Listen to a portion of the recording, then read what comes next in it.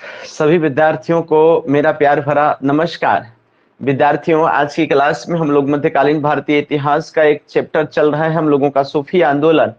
और सूफी आंदोलन में आप लोग देख रहे हैं कि चिश्तिया संप्रदाय हो, चाहे सोहरावर्दी हो, चाहे कदारिया हो, चाहे सतारी हो, चाहे नक्शबंदी हो, कुछ भी हो, फिरदौसी हो, उस पर हम लोग चर्चा करने वाले हैं। सूफी आंदोलन के बारे में बेसिक बेसिक बात हम लोग पहले पढ़ चुके हैं। और सूफी आंदोलन का जो कह सकते हैं कि हम लोगों का चिश्ती संप्रदाय चल रहा था। तो चिश्ती संप्रदाय आप लोग हेडिंग डालेंगे। चिश्ती संप्रदाय में 6 में से 3 हम लोग महत्वपूर्ण जो सूफी संत थे उन पर हम लोग चर्चा भी कर लिए हैं। तो हम लोग क्या आज पढ़ने वाले हैं सर? तो हेडिंग डाल लीजिएगा, चिश्ती संप्रदाय। क्या पढ़ने वाले हैं? चिश्ती संप्रदाय। और ये चिश्ती संप्रदाय क्या होता है? तो चिश्ती संप्रदाय जो होता है वो सूफी आंदोलन के अंतर्गत है। और सूफी आंदोलन जो हुआ था उसमें चिश्तिया भी एक अपने आप में संप्रदाय था, जिसके संस्थापक मुइनुद्दीन चिश्ती माने जाते हैं। मुइनुद्दीन चिश्ती के बाद हमीदुद्दीन नागौरी थे। शेख हमीदुद्दीन नागौरी, जिनके बारे में पढ़ चुके हैं। तो क्या क्या थे? मुइनुद्दीन, हमीदुद्दीन। आपको चिश्तिया संप्रदाय के संस्थापक जो थे वो थे मुइनुद्दीन। क्या थे सर? मुइनुद्दीन थे। इसके बाद कौन रहेंगे सर? तो हमीदुद्दीन नागौरी थे ये। मुइनुद्दीन, इसके बाद क्या रहेगा सर? हमीदुद्दीन। इसके बाद एक मुइनुद्दीन हो गए, एक आपको हमीदुद्दीन हो गए। इसके बाद आपको बख्तियार काकी हो जाएंगे, यानी बख्तियार काकी का मतलब कुतुबुद्दीन बख्तियार काकी। ठीक है, तो एक कुतुबुद्दीन हो जाएंगे। क्या हो जाएंगे? कुतुबुद्दीन। ये हम लोग 3 को पढ़ चुके हैं, आपको याद आ रहा होगा। ये तीनों के बाद हम लोगों का जो चौथा, आप याद करिए, ट्रिक भी हमने आपको बताया था कि माई हमनी दोनों किताब फाड़ दे लियो। नहीं मत कि आपको एक ट्रिक बनाए थे। तो माई से मुइनुद्दीन हो गया, माई चाहे है ना, माई हमनी दोनों किताब। ठीक है, तो यहां से आपको 3 चीजें। और इसके बाद फाड़ दे लियो। और वो कहती है कि नहीं जन्म लेते तो मेरा जो है वो सिर दर्द नहीं दिया होता। तो इस प्रकार से एक आपको फरीदुद्दीन भी है, फरीदुद्दीन भी है।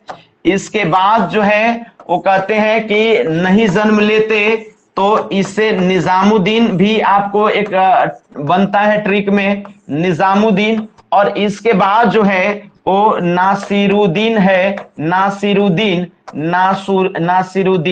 ये हम आपको बताए थे हमनी संप्रदाय के 6 महत्वपूर्ण जो संत थे। और उसको आप ट्रिक से भी याद रख सकते थे कि माई हमनी दोनों किताब फाड़ दे लियो। मतलब माँ हम लोग दोनों भाई बहन या भाई भाई मिल करके किताब क्या कर दिए? फाड़ दी। एक सिंपल सा ट्रिक, माई हमने दोनों किताब फाड़। तो माँ बोलती है कि नहीं जन्म लिए होते तो आपको, ना जन्म लिए होते तुम लोग और ना ही हमारा ये सिर का दर्द बना रहता है। माँ को बच्चे काफी प्यारे होते हैं, लेकिन कभी कभी इरिटेट हो करके कभी कभार डांटती भी है जब काफी महत्वपूर्ण काम बिगड़ने लगता है। तो यहाँ पर ये एक ट्रिक के रूप में था। ट्रिक आपने पहले ही लिखा हुआ है या समझा हुआ है।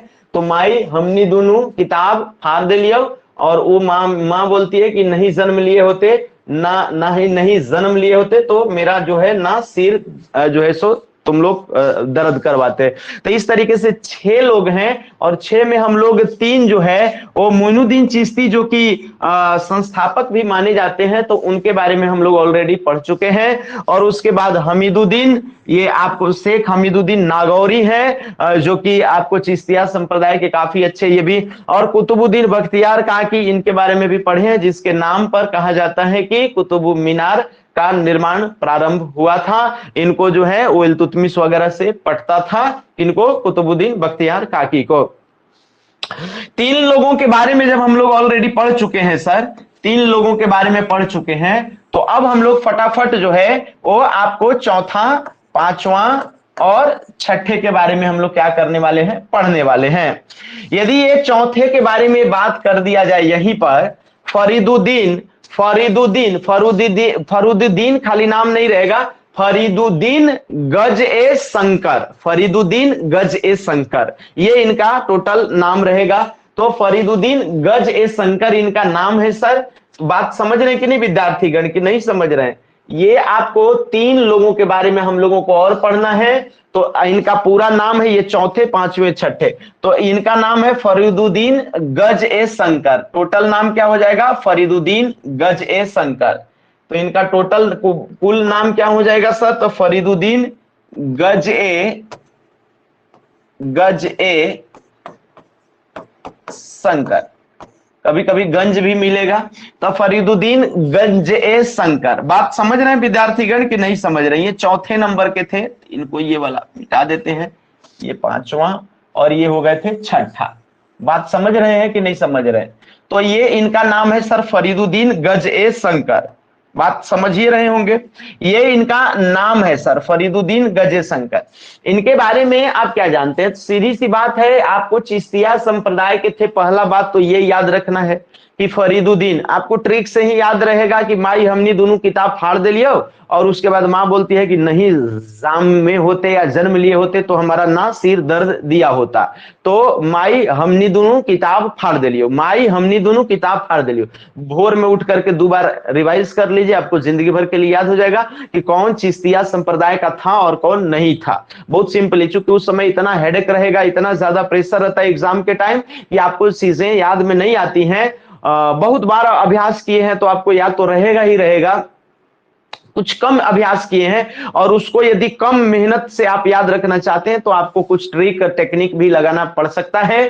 तो आपको, चूंकि नाम उठपटांग होते हैं सूफियों के, तो ऐसे में थोड़ा सा नाम, अब जैसे कबीर हो गए, तुलसीदास हो गए, गुरु नानक हो गए, हम लोग ये जनरली सुनते रहते हैं तो ये चीजें याद होती हैं। लेकिन अब फरीदुद्दीन गजे शंकर, कहीं भी नाम ऐसा आपको दिखाई में नहीं देता है भारत में।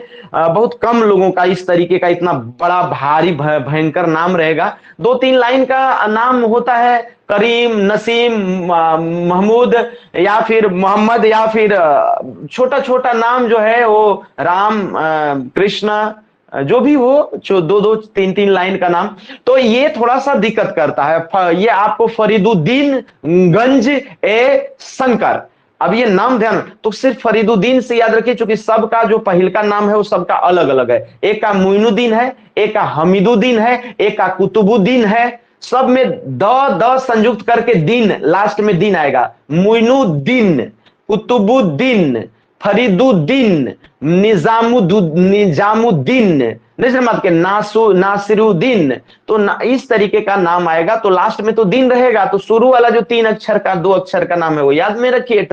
ट्रिक उस पर ठीक भी बैठता है कि माई हमने दोनों किताब फाड़ दे लियो, और वो बोलती है कि नहीं जन्म लिए होते तो ना जन्म लिए होते, ना सिर हमारा दर्द किया होता। तो बहुत सिंपल सा ट्रिक है, आप बात को समझ लीजिएगा तो आपको जरा सा भी जटिलता नहीं आएगी, क्योंकि हमारा जो ट्रिक होता है वो सार्थक होता है। ऐसा नहीं कि कहीं से उठा दिया और जबरन जोड़ने का प्रयास कर रहे हैं, ऐसा नहीं होता है। ट्रिक बहुत ही सटीक और सार्थक होता है। सार्थक का मतलब जिसका कोई अर्थ निकले कि अच्छा वो बच्चा वो किताब फाड़ता था, वो वाला ट्रिक सर बताए थे। तो माई हमने दोनों किताब फाड़ दे लिया, और बोलती है कि नहीं जन्म लिए होते तो ना सिर दर्द किया हुआ होता। फरीदुद्दीन गज शंकर की जहां तक बात है, जो हमारे चौथे सूफी संत हैं, तो उनके बारे में कहा जाता है कि ये बख्तियार काकी के ही शिष्य थे। बख्तियार काकी का नाम सुने हैं, कुतुबुद्दीन बख्तियार काकी। तो कुतुबुद्दीन बख्तियार जो काकी थे, वो काकी के ही ये स्टूडेंट थे। चूंकि तीसरे नंबर पर काकी और काकी, आप ऐसे ट्रिक याद करिएगा कि माई हमने दोनों किताब फाड़ दे लियो, तो किताब के बाद फाड़ दे लियो आ रहा है। तो यदि पूछेगा कि फरीदुद्दीन किसके शिष्य थे, तो किताब फाड़ दे लियो, तो किताब के शिष्य फाड़ होगा, तो किताब फाड़ दे लियो मतलब कुतुबुद्दीन के शिष्य फरीदुद्दीन होंगे। नहीं समझ रहे? ओह मेरे भाई, तो आपको कितना ध्यान में रखिएगा, यदि इंडिविजुअल याद करने जाइएगा तो आपको भारी बहुत लगेगा, याद नहीं होगा। आप स्मार्ट स्ट्रेटजी अपनाइए, तभी आप देखते हैं एसएससी बैंकिंग में जब आप एग्जाम गणित का सवाल बनाते हैं, ट्रिकी, आप मैथमेटिक्स पढ़ते हैं, ट्रिक से आपको लगता है कि हम गणित में तो मेरा भी 99 आया था, लेकिन गणित तो मेरा भी ठीक ही था, लेकिन ये हमको सवाल बनाने में 5 मिनट क्यों लग जाता है, और कुछ लोग जो है वो ये 50 सवाल को हमको तो लगभग 150 मिनट से कम नहीं लगेगा, 2-2.5 घंटा 2 घंटा तो हमको खाली गणिते बनाने में लगेगा। ये 1.5 घंटा में जो है वो कैसे लोग 200 सवाल बना ले रहे हैं, गणित का, जीएस का, रीजनिंग का। तो ये स्मार्टली वो बना रहे हैं, उनको कहीं से कोई टेक्निक ऐसा मिला है जिसको आधार बना करके वो कर रहे हैं। जबरन मेहनत करने से भी सिलेक्शन नहीं होता है, बात समझिए। ऐसा ना हो कि कोई स्मार्ट स्ट्रेटजी के तहत काम करे, 2-3 घंटा पढ़े, वो सिलेक्शन ले लिया और आप 10 घंटा से रट रहे हैं या आप कर ही नहीं पा रहे। स्मार्टनेस लगाना है वहां पर आपको लगाना भी पड़ेगा। बहरहाल फरीदुद्दीन गजे शंकर की बात कर रहे हैं, ये सीधी सी बात है, कहने की बात नहीं है कि ये चौथे नंबर पर है। तो तीसरे नंबर पर जो आएंगे माई हमनी दोनों किताब मने कुतुबुद्दीन, समझ में ना, कुतुबुद्दीन बख्तियार काकी। तो बख्तियार काकी के ही ये शिष्य रहेंगे। तो पहला लाइन आपको ये याद रखना है कि ये किसके शिष्य थे सर, तो ये आपको शिष्य थे, किसके शिष्य थे सर, तो शिष्य थे, इसके शिष्य थे मैंने शिष्य थे माने किसके शिष्य थे, पता चले कि इन्हीं को आप टीचर बना, किसके शिष्य थे सर, तो इसका आंसर आएगा कि काकी के शिष्य थे। किसके थे सर, तो कुतुबुद्दीन बख्तियार काकी। ये किसके शिष्य थे सर, जो थर्ड नंबर पे जो काकी आ रहे थे उसके शिष्य थे। बात देखिए, सिर्फ पढ़ा देने से काम नहीं चलेगा, वो आपको समझना भी पड़ेगा कि कैसे इसको हमको याद रखना है, नहीं तो चीजें इतनी गड़बड़ हो जाएंगी। दिख रहा है ना आपको। चलिए, तो कुतुबुद्दीन बख्तियार काकी ये बात है सर, ये शिष्य थे। अच्छा, इनका जो नाम था, चूंकि ये फरीदुद्दीन थे, फरीदुद्दीन, तो फरीद नाम था इनका। क्या नाम था, फरीदुद्दीन को शॉर्ट में फरीद भी कहते थे। बाबा, अब संत थे तो बाबा कहलाएंगे, सूफी संत थे ना मेरे भाई। तो कपड़ा उपड़ा दूसरे इन लोग स्टाइल का पहनते थे, थोड़ा सादा जीवन जीते थे प्रायः, लेकिन सब तो नहीं, कुछ लोग सुहरावर्दी में आए तो बड़ी मजे से जीते थे बहरहाल, लेकिन ये जनरली सादा जीवन जीते थे। चिश्तिया संप्रदाय वाले, धन संपत्ति से इनको प्रायः लोभ नहीं होता था, ये याद रखिएगा। चिश्तिया और सुहरावर्दी ये आपको दोनों बड़ा मेजर पार्ट हैं, कह सकते हैं कि सूफी आंदोलन के भारत में। कौन कौन, चिश्ती और सुहरावर्दी। ये अच्छे स्टूडेंट को ये दो बातें ही ज्यादा याद रहती हैं, बाकी से वो ध्यान से हट भी सकता है, लेकिन आप चिश्तिया और सुहरावर्दी से आंसर गलत नहीं कर सकते हैं। प्रमाणिक किताबों में ज्यादातर चिश्ती और सुहरावर्दी पर ही जिक्र होता है। तथ्य यदि घुसेड़ना है तब तो गूगल से जहां तहां से आदमी पूरा जो है सो तथ्य पढ़ते रहे। कोई इतिहास तो कभी ऐसे भी खत्म नहीं होगा, ज्ञान का तो कोई सीमा ही नहीं है, जितना याद कर सके उतना कर लीजिए। लेकिन जो बहुत महत्वपूर्ण है, जो एक गंभीर स्टूडेंट को पता होना चाहिए, वो चिश्ती और सुहरावर्दी दोनों के बारे में जो महत्वपूर्ण संत है, उनकी विशेषताएं हैं, उनकी प्रवृत्तियां हैं, वो आपको अच्छे से याद में रखना पड़ेगा। तो बात हम कर रहे हैं आपको बख्तियार काकी के जो शिष्य हैं गज शंकर फरीदुद्दीन का जो नाम है सर, वो शॉर्टकट में बाबा फरीद भी होता था। संत थे तो बाबा कहलाते थे, और फरीदुद्दीन का छोटा रूप फरीद। तो इस तरीके से आपको भूलवाने के लिए दे सकता है कि बाबा फरीद इसका नाम था, और आपको फरीदुद्दीन न दे करके सिर्फ गंज ए शंकर या शक्कर दे देगा। तो गंज ए शंकर देगा, और आपको और भी निजामुद्दीन औलिया देगा और तमाम देगा, तो आपको उसमें गज ए शंकर का ही नाम था, या फरीदुद्दीन गंज ए शंकर जो टोटल नाम था। तो फरीदुद्दीन से फरीद हो गया, फरीदुद्दीन से क्या हो गया विद्यार्थीगण, फरीद हो गया। बात समझ रहे कि नहीं। तो बाबा फरीद इनका जो है सो नाम था। तो इनका एक और नाम था सर, जिसको कि हम लोग क्या कहते हैं, तो इनका उपनाम जिसको आप कह सकते हैं, उपनाम क्या था सर, तो इनका उपनाम जो था वो था सर बाबा फरीद। क्या था, बाबा फरीद। संत थे तो बाबा, और फरीदुद्दीन से बन गया फरीद। देखिए ये सब जुड़ा हुआ है, कोई ऐसा नहीं है कि जिससे कि आपको अलग से कुछ करना है। फरीदुद्दीन का ही नाम फरीद हो गया, तो इसमें कोई आश्चर्य की बात नहीं है।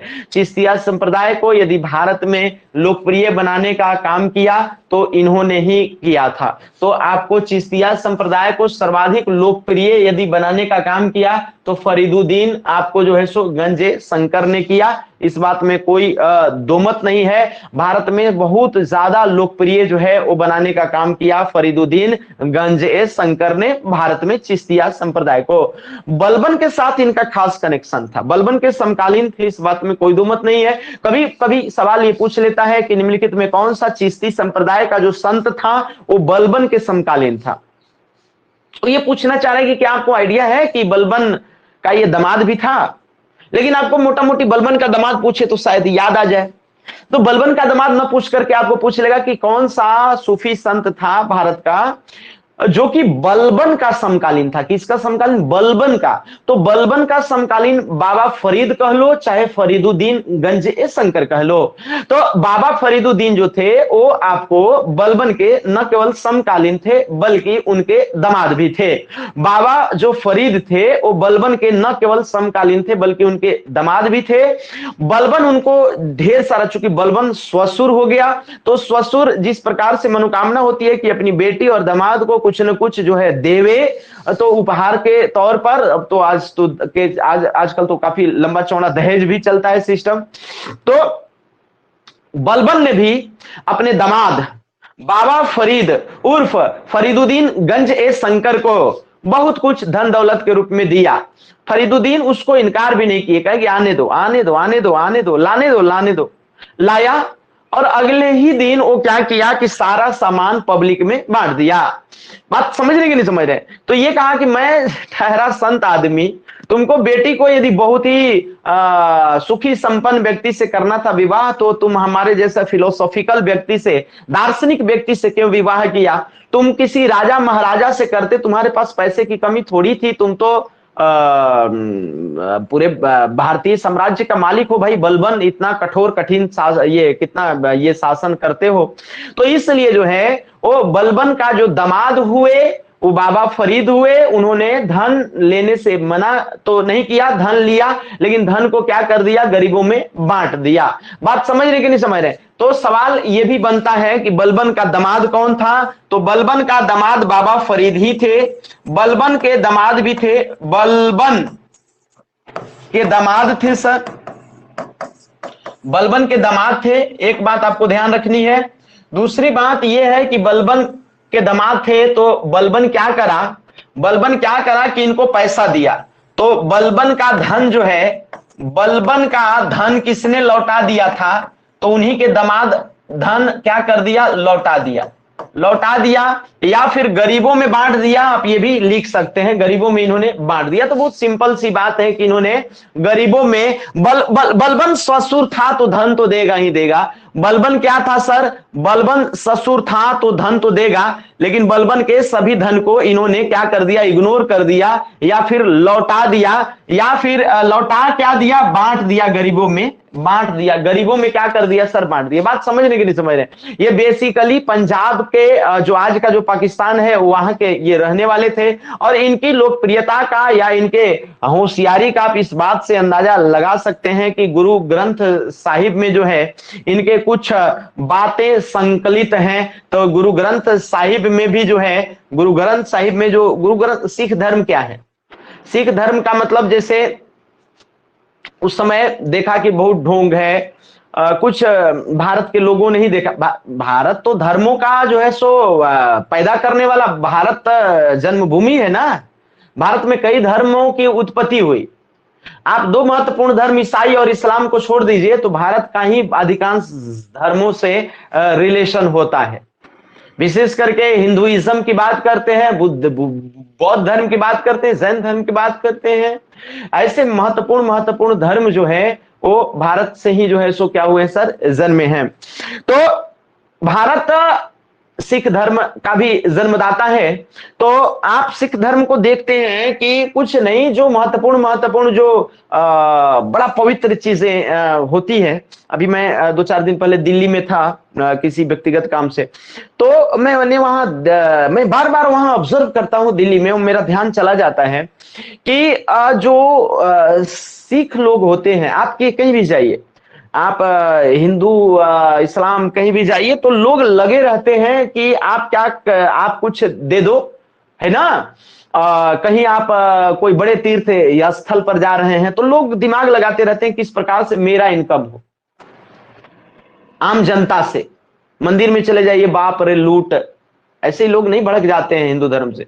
मैं पुरी गया था, जगन्नाथपुरी के मंदिर में दर्शन करने के लिए, भाई वहां घूस चल रहा था कि 100-200 रुपए घूस देकर के आपको साइड से पंडा लोग जो हैं, पंडा पांडित्य के नाम पर जो है महाकलंक होता है। वो गुटखा खाया हुआ है, बताइए, वो गुटखा खाया हुआ है और आंख पूरा लाल लाल है और खा पी करके खूब मोटा तगड़ा हुए है, समझ बात के, बैठे बैठे खाना है और वो सेटिंग कर रहा है कि हम तुमको कृष्ण से, बलराम से, सुभद्रा से मिला देंगे। इतना बड़ा हास्यास्पद क्या हो सकता है, इससे बड़ा हास्यास्पद?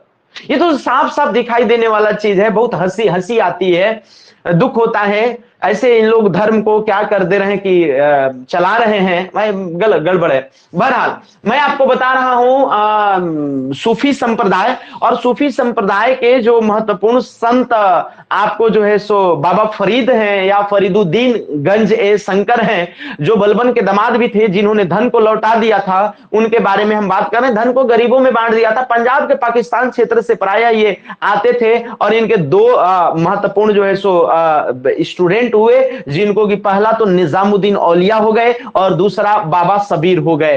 तो या सबरी सबरी सबरी जो सबरी बैर नहीं खिलाती थी राम को, उसी टाइप का नाम इनका था, सबरी, ठीक है। दो, एक निजामुद्दीन औलिया का नाम सुने होंगे। निजामुद्दीन वही निजामुद्दीन औलिया था जिसको अलाउद्दीन खिलजी से भी नहीं पटा, गयासुद्दीन तुगलक संशय की दृष्टि से उनको बार बार देखता था। तो निजामुद्दीन औलिया इन्हीं के शिष्य थे, बाबा फरीद के ही शिष्य थे। अच्छा सिंपल है भाई, हमने कहा कि माई हमनी दोनों किताब फाड़ दे लियो। वो कहती है कि नहीं जन्म लिए होते तो न जन्म लिए होते, ना सिर दर्द किया हो, न जामे होते। न जामना का मतलब कि निजामुद्दीन, और ना सिर का मतलब नासिरुद्दीन। तो फाड़ देने के बाद माई हमनी दोनों किताब फाड़ दे लियो। किताब माने कुतुबुद्दीन, फाड़ दे लियो माने फरीदुद्दीन, फाड़ दे लियो। इसके बाद कहता है कि हम फाड़ दे लियो, फिर वो कहती है कि नहीं जन्म लिए होते। तो फरीदुद्दीन के बाद निजामुद्दीन औलिया ही ना आएगा। आप किताब में कॉपी में नोट किए हैं तो एक बार देखिए, सिंपल है। तो यदि कोई पूछेगा कि निजामुद्दीन औलिया के गुरु का क्या नाम था, तो इंडिविजुअल रटोगे तो ढेर सारा चीज हो जाएगा, तो याद नहीं होगा। एक ट्रिक खाली याद रखो कि माई हमनी दोनों किताब फाड़ दे लियो। माई झलझला के कहती है कि नहीं जामे होते, नहीं जामना मतलब गांव देहात में जन्म लेना को जामना कहते हैं, कोई इसमें अन्यथा वाली बात नहीं है।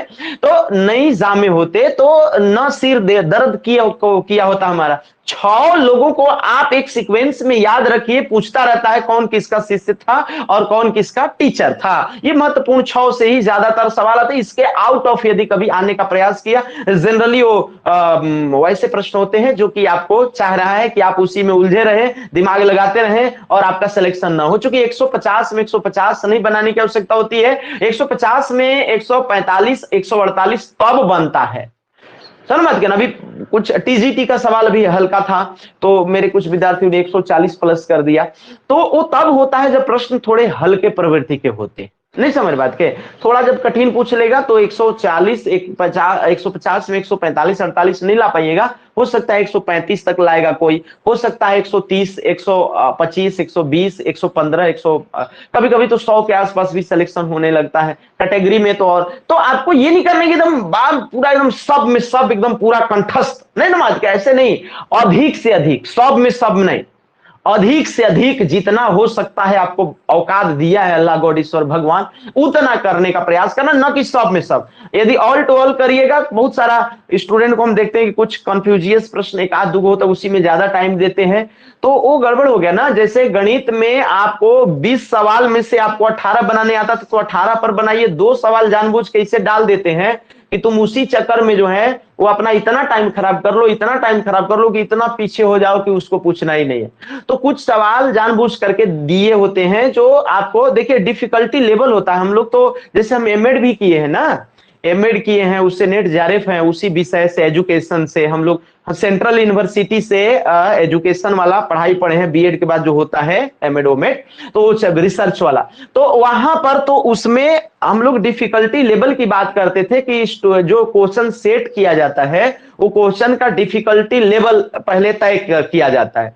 तो आपको डिफिकल्टी लेवल का मतलब ये कि कठिनाई स्तर प्रश्न का, तो ऐसा नहीं कि सारे के सारे प्रश्न कठिन हो जाएंगे, चाहे सारे के सारे प्रश्न आसान होंगे। आपको कुछ बहुत ही नॉर्मल प्रश्न होंगे, कुछ मॉडरेट होते हैं और कुछ बहुत ज्यादा जटिल होते हैं। बहुत ज्यादा जटिल के चक्कर में जो पढ़ता है उसका सिलेक्शन नहीं होता है। बात समझ रहे हो कि नहीं समझ? तुमको जितना बता रहा हूं जिस चैप्टर से उतना ही कर लोगे तो तुम टॉप में रहोगे, टॉप 10 में, टॉप 20 में ऐसे रहोगे। उतना आपको माथा लगाने की जरूरत नहीं है, बस इतने आपका काफी है। बहरहाल बलबन का ये दामाद था, बाबा फरीद के नाम से जाना जाता था, पंजाब के पाकिस्तान क्षेत्र से रहते थे। गुरु ग्रंथ साहिब में इनका संकलन हुआ था इनकी बातों का। इससे अंदाजा लगाया जा सकता है कि बाबा फरीद किस लेवल के जो है वो दार्शनिक रहे होंगे, किस लेवल के संत या सूफी रहे होंगे। इनके दो महत्वपूर्ण शिष्यों को आपको ध्यान में रखना है, चूंकि निजामुद्दीन औलिया तो आपको याद रहता ही रहता है, लेकिन निजामुद्दीन औलिया के अलावा एक और भी शिष्य थे, सबरी या साबिरी, तो या साबिर। तो साबिर जो थे वो आपको जो है वो कह सकते हैं कि एक संप्रदाय का भी जो है वो स्थापना किए थे, जो कि जैसे साबिरी हो गए। तो ये आपको जो है सो जो साबिर थे वो साबिरी संप्रदाय का स्थापना किए। नहीं समझ बात के, साबिर साबिरी संप्रदाय का स्थापना कर दिए थे। तो वो अलग था, बहुत ज्यादा वो चला नहीं, इसलिए उनके बारे में उतना ज्यादा नहीं ध्यान रखना है, बहुत ज्यादा नहीं चला। लेकिन इतना याद रखना है कि निजामुद्दीन औलिया के एगो भाई थे, माने दोस्त थे, निजामुद्दीन औलिया, और एक और उनका दोस्त साबिर। साबिर और औलिया जो थे वो दो आपको महत्वपूर्ण शिष्य थे बाबा फरीद के। नहीं समझ रहे बात के? और इस तरीके से बाबा फरीद के मृत्यु के बाद जो है दो भागों में चिश्तिया संप्रदाय बटा था। ऐसे ध्यान समझिएगा। इसलिए बाबा फरीद के दो स्टूडेंट, बाबा फरीद माने कौन? फरीदुद्दीन फरीद के दो क्या रहेंगे सर? छात्र। क्या रहेंगे सर? दो छात्र, स्टूडेंट। कम जगह था तो विद्यार्थी की जगह पर छात्र लिख दिए। चेला, शिष्य, शिष्य आप लिख सकते हैं। दो शिष्य में पहला जो शिष्य होगा वो निजामुद्दीन औलिया होगा, और दूसरा जो शिष्य होगा वो साबिर होगा। क्या होगा सर? साबिर। तो एक आपको सिर्फ औलिया लिख रहा हूं शॉर्टकट में, जिसको कि आप निजामुद्दीन औलिया कहते हैं, और दूसरा रहेगा साबिर। ये साबिर जो होगा, ये आपको साबिर जो जहां तक होगा, साबिर की जहां तक बात आप करते हैं, तो ये साबिर जो होगा, बात समझ रहे हैं विद्यार्थीगण कि नहीं समझ रहे हैं? तो ये साबिर जो होगा वो आपको साबिरी संप्रदाय का स्थापना करेगा। साबिरी संप्रदाय, साबिरी संप्रदाय, ये चलेगा नहीं, ये क्या होगा? यहीं तक रुक जाएगा। ये चलेगा नहीं, यहीं तक क्या हो जाएगा? रुक जाएगा। नहीं समझने बात के, बस इतना ही जानना है कि बाबा फरीद यानी जो बलबन के दामाद था फरीदुद्दीन गज ए शंकर, उसके दो शिष्य हुए, और ये दोनों में मतभेद हुआ, और दोनों ने पूरे चिश्तिया संप्रदाय को ही दो भागों में तोड़ करके रख दिया। तो चिश्तिया संप्रदाय दो भागों में कब टूटा? तो बाबा फरीद के दो स्टूडेंट थे, एक साबिरी और दूसरा निजामुद्दीन औलिया, इन्होंने दो भागों में तोड़ दिया। समझ रहे कि नहीं समझ रहे? जहां तक निजामुद्दीन औलिया का सवाल है तो इनका बड़ा चला जो है, और निजामुद्दीन औलिया नेक्स्ट हम लोगों के इसमें ये होंगे, संत होंगे, तो हम लोग निजामुद्दीन औलिया के बारे में पढ़ेंगे। बात समझ रहे विद्यार्थीगण कि नहीं समझ रहे? तो निजामुद्दीन औलिया, तो हमारा अगला जो हेडिंग हो जाएगा वो निजामुद्दीन औलिया हो जाएंगे। कौन हो जाएंगे सर? निजामुद्दीन औलिया। बात समझ रहे होंगे हमको लगता है। थोड़ा सा ऊपर करते चलते हैं। तो चिश्तिया संप्रदाय को कितने भागों में बांट दिया गया? दो भागों में। कौन कौन स्टूडेंट के द्वारा? एक निजामुद्दीन औलिया के द्वारा, और एक आपको जो है सो साबिरी के द्वारा। साबिरी जो होगा जो साबिर होगा वो आपको साबिरी संप्रदाय की क्या करेगा सर? स्थापना करेगा। साबिर कौन सी साबिरी, लेकिन ये चलेगा नहीं। निजामुद्दीन औलिया का जहां तक बात है, तो अगले जो शिष्य, अगले जो संप्रदाय के जो महामहिम हो जाएंगे वो आपको निजामुद्दीन औलिया हो जाएंगे। तो आपको एक और है निजामुद्दीन औलिया, निजामुद्दीन औलिया, निजामुद्दीन औलिया, निजामुद्दीन औलिया का जहां तक सवाल है सर, निजामुद्दीन औलिया का, ये आपको जो है सेकेंड लास्ट इनके कर सकते हैं महत्वपूर्ण, आपको जो है वो है, इसके बाद निजामुद्दीन औलिया के बाद एक और बचेंगे। निजामुद्दीन औलिया का जहां तक बात है तो ये कई कारणों से प्रसिद्ध थे। सबसे आपको यदि कहिएगा भारत में लोकप्रिय बनाने का काम तो फरीदुद्दीन भी थे, जिनको गज शंकर भी कहते थे, बाबा फरीद चिश्तिया संप्रदाय को। लेकिन ये आपको 6 का नाम दे दे, ऑप्शन में 6 गो रहे, अब बोले कि सबसे ज्यादा लोकप्रिय कौन था। अच्छा, आप किसका नाम जानते थे पहले से, ये 6 में से ज्यादा दिमाग में क्या आता था, सबसे ज्यादा किताबों में क्या मिलता? निजामुद्दीन औलिया। निजामुद्दीन औलिया अलाउद्दीन खिलजी को कहता था। अलाउद्दीन खिलजी बुलाया तो कहा कि नहीं आएंगे, तो अलाउद्दीन खिलजी बुलाया तो नहीं आएंगे, और इसके बाद बोला कि तब तुम्हारे पास मिलने के लिए आ रहा हूं, तो कहा कि मेरे पास मिलने के लिए आओगे, मेरे पास दरवाजा ढेर सारा है, एगो से तुम घुसोगे तो दूसरे से हम निकल जाएंगे। निजामुद्दीन औलिया जो था वो एक बहुत कह सकते हैं कि ब्रह्मचर्य टाइप के व्यक्ति थे। मात्र एक ऐसे कह सकते हैं कि पूरे सूफी संप्रदाय में ये संत थे जो टोटली ब्रह्मचर्य जीवन जिए, और ब्रह्मचर्य का मतलब आप समझते होंगे नारी से कोसों दूर रहना। बाकी सभी लोग विवाह शादी किए, लेकिन निजामुद्दीन औलिया जो थे वो कहीं भी जो है, निजामुद्दीन औलिया क्या था सर, निजामुद्दीन औलिया विवाह नहीं किए, ये टोटल ब्रह्मचर्य का जीवन जीते रहे। निजामुद्दीन औलिया क्या करते रहे सर, ब्रह्मचर्य का जीवन जीते रहे। और निजामुद्दीन औलिया का न केवल अलाउद्दीन खिलजी के साथ, बल्कि निजामुद्दीन औलिया का गयासुद्दीन तुगलक के साथ भी झगड़ा चल रहा था। गयासुद्दीन तुगलक के बारे में कहा जाता है कि हमने आपको बताया भी है, गयासुद्दीन तुगलक की कहानी बंगाल अभियान पर जब होता है गयासुद्दीन तुगलक, तो निजामुद्दीन औलिया से चिढ़का हुआ रहता है। तो निजामुद्दीन औलिया को अमीर खुसरो, जो कि निजामुद्दीन औलिया के स्टूडेंट होते हैं, तो अमीर खुसरो कहते हैं कि सर वो तो आ रहा है गयासुद्दीन तुगलक, और बड़ा खतरनाक, वो आपको कह रहा है कि पनिशमेंट देंगे। तो कहता है कि अभी दिल्ली बहुत दूर है, उसको आने तो दो। यमुना तक आ गया सर, लेकिन दिल्ली में फाइनली कदम नहीं रख पाया। लकड़ी का एक महल बनवाया गया था जिसमें उसकी मृत्यु हो गई। तो आप समझिए कि कितना बड़ा जो है एक किसी किसी का लक भी बहुत साथ देता है, और जो लोग चाहते हैं वही हो भी जाता है। कई बार ऐसा होता है पूरी कायनात। अभी रात को हम वो देख रहे थे, क्या उसको बोलते हैं, ये आईपीएल धोनी वाला जो है, चूंकि महेंद्र सिंह धोनी एक व्यक्ति नहीं है, संस्था है, और मैं तो 10-15 सालों से महेंद्र सिंह धोनी का फैन हूं।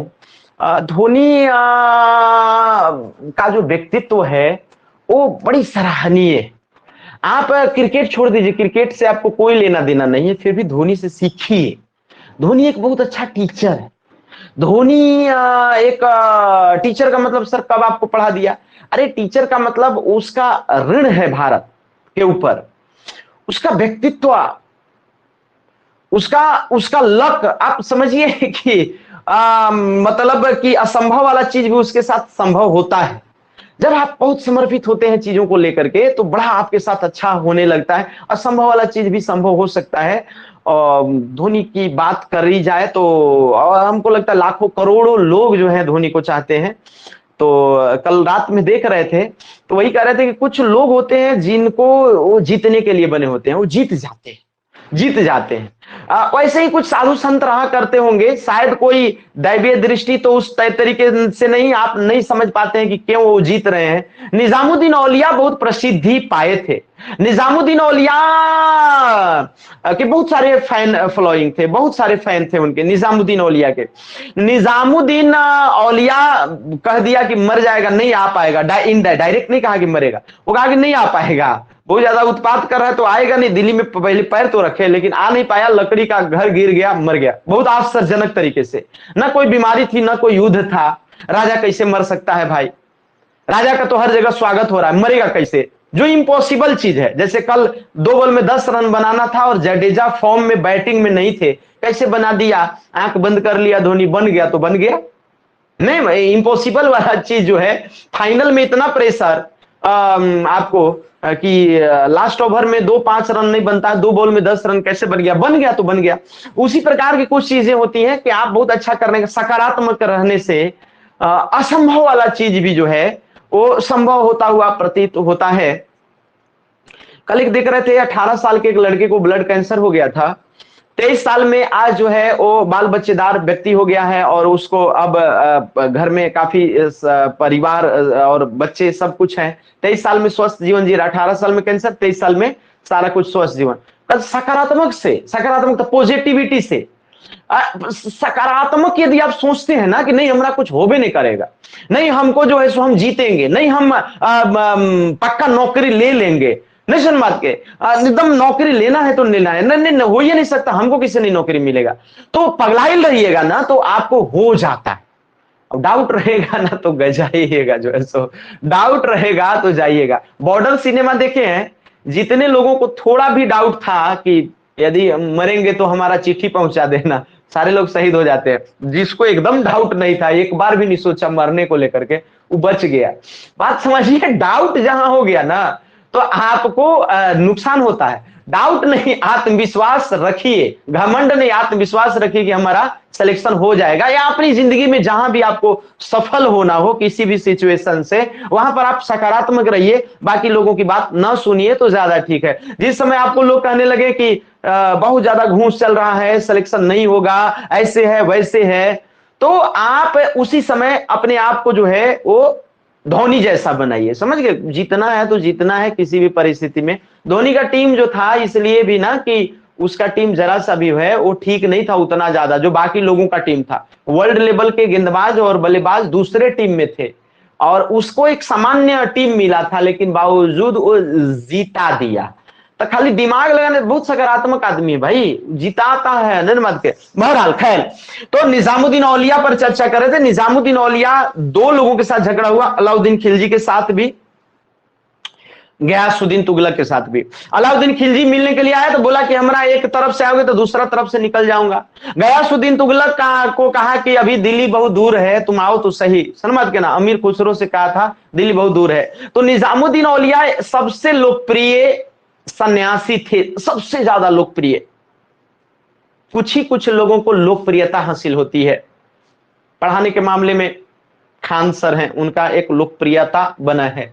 नजरमात के बहुत सारे लोग हैं जिनकी लोकप्रियता होती है। नरेंद्र मोदी की प्रधानमंत्री में आपको पंडित जवाहरलाल नेहरू और इंदिरा गांधी के बाद इतने लोकप्रिय प्रधानमंत्री यदि कोई हुए भारत में तो नरेंद्र मोदी हुए। बात समझ रहे कि नहीं समझ रहे? हाँ, ये बात अलग है कि थोड़ा सा उनका एजेंडा प्रारंभिक से ही जो है वो थोड़ा आरएसएस और हिंदू वाला था, तो सारे लोग इत्तेफाक नहीं रखते हैं उनके उसे लोकप्रियता से, लेकिन लोकप्रिय तो है भाई, लोकप्रिय तो है, इस बात में कोई दो मत नहीं। 100 में से 70 लोग उनको पसंद कर रहे हैं तो कुछ ना कुछ बात तो है, तो लोकप्रियता उनकी है। उसी प्रकार से लोकप्रियता सबको हासिल नहीं होती है, बहुत कम लोग हैं। तो ये जो संतों में निजामुद्दीन औलिया की जो लोकप्रियता थी वो किसी की नहीं हो पाई। सबसे ज्यादा लोकप्रिय संत हुआ निजामुद्दीन औलिया। हिंदू और मुसलमान दोनों को बराबरी दर्जा देता था, सबके साथ मिलता था। बात समझ रहे कि नहीं समझ रहे? बाबा फरीद से बहुत प्रभावित थे, चूंकि बाबा फरीद के स्टूडेंट होंगे तो बाबा फरीद से तो प्रभावित होंगे ही होंगे। तो कौन सा सबसे ज्यादा लोकप्रिय सूफी संत था? निजामुद्दीन औलिया। सब में, टोटल सभी संप्रदायों में, चाहे चिश्तिया की बात करते हैं, सोहरावर्दी की बात करते हैं, कदारिया सतारिया की, फिरदौसी की बात करते हैं, नक्शबंदी की बात करते हैं, सभी जो सूफी जो संप्रदाय था उस सभी संप्रदायों में सर्वाधिक लोकप्रिय व्यक्ति कोई था तो निजामुद्दीन औलिया। क्योंकि कह दिया राजा के बारे में रोजे मर गया। अब तुम बड़ी बात समझ रहे हैं, जो भारत का राजा है उसके बारे में कह दिया तो मर गया, तो बहुत बड़ी बड़ी बात हो गई ना निजर बात के। तो सबसे लोकप्रिय आपको संत हुए सर, हिंदू मुसलमान दोनों को लेकर के चलने वाले थे। और ये आपको जो है कह सकते हैं कि ब्रह्मचर्य का जीवन जीते थे। इनको 3 ये से झगड़ा हुआ लगभग। तो सबसे बड़ी बात की ये किसके, निजामुद्दीन औलिया किसके स्टूडेंट थे? तो पहला बात तो कि बाबा फरीद के स्टूडेंट थे, बाबा फरीद के शिष्य थे, पहली बात। दूसरी बात इनमें क्या याद रखनी चाहिए सर आपको? तो दूसरी बात जो आपको ध्यान में रखनी है वो ये है कि ये सबसे लोकप्रिय संत थे। सबसे, दूसरी बात ये ध्यान में रखनी है कि सबसे लोकप्रिय सबसे लोकप्रिय सबसे लोकप्रिय सबसे लोकप्रिय सूफी संत थे। सबसे लोकप्रिय सूफी संत थे। तीसरी बात आपको यह ध्यान में रखनी है कि जो निजामुद्दीन औलिया थे, निजामुद्दीन औलिया वो हिंदू प्लस मुसलमान दोनों को इक्वली चाहते थे। हिंदू प्लस मुसलमान दोनों दोनों दोनों से जुड़ाव था इनका। दोनों से क्या था सर? जुड़ाव था। ये बात आप जरूर ध्यान में रखेंगे। नेक्स्ट बात ये है कि इनके जो एक प्रसिद्ध स्टूडेंट थे, वो प्रसिद्ध स्टूडेंट का नाम क्या था? तो प्रसिद्ध शिष्य इनके थे शिष्य अमीर खुसरो। सिर्फ खुसरो लिख रहा हूं। अमीर खुसरो आप जानते हैं इनके बारे में, तुतीय हिंद। अमीर खुसरो और निजामुद्दीन औलिया का प्रेम, गुरु शिष्य का प्रेम बड़ी भयंकर याद किया जाता है। अमीर खुसरो इतना चाहता था निजामुद्दीन औलिया को कि निजामुद्दीन औलिया के मृत्यु के एक दिन बाद ही अमीर खुसरो अपना प्राण त्याग दिया। और निजामुद्दीन औलिया को जहां पर दफनाया गया था वहीं पर अमीर खुसरो को सामने वहीं पर दफना दिया गया। जियाउद्दीन बर्नी को भी वहीं दफनाया गया। तो तीन लोगों को एक साथ जो है वो दफनाया गया, ये भी जरूर आप याद रखिएगा।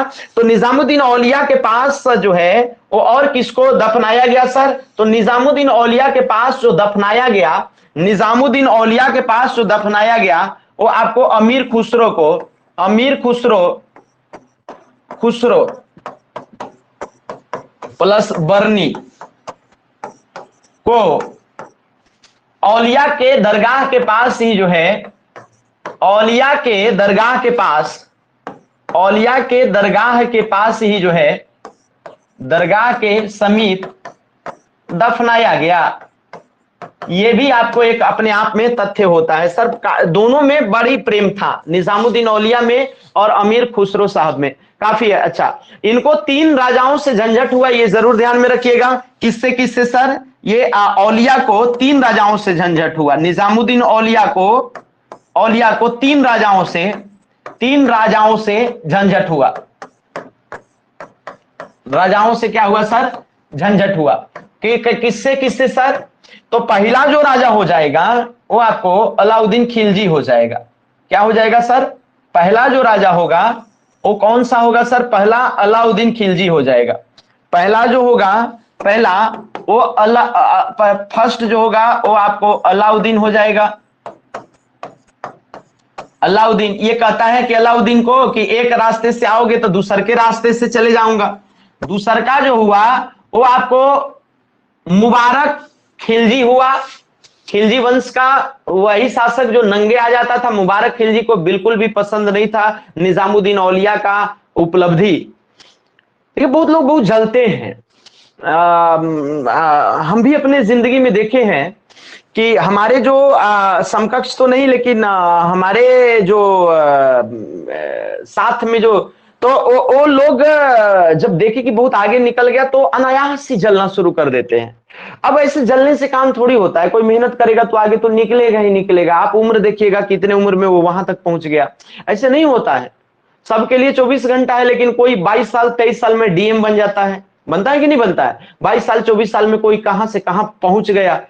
समझ रहे कि नहीं समझ रहे? मेहनत का सब खेल है सर। 24 घंटा सबके लिए होता है, लेकिन कोई मेहनत कर रहा है। सोच, दो चीज, आपकी सकारात्मक सोच, आत्मविश्वास के साथ कहां पर जाना है और उसको आप कर पा रहे हैं कि नहीं, एप्लीकेशन लेवल पे उतार पा रहे हैं कि नहीं जिंदगी में, फिर आप तो बहुत आगे तक चले जाइएगा। दो चीज बहुत होता है।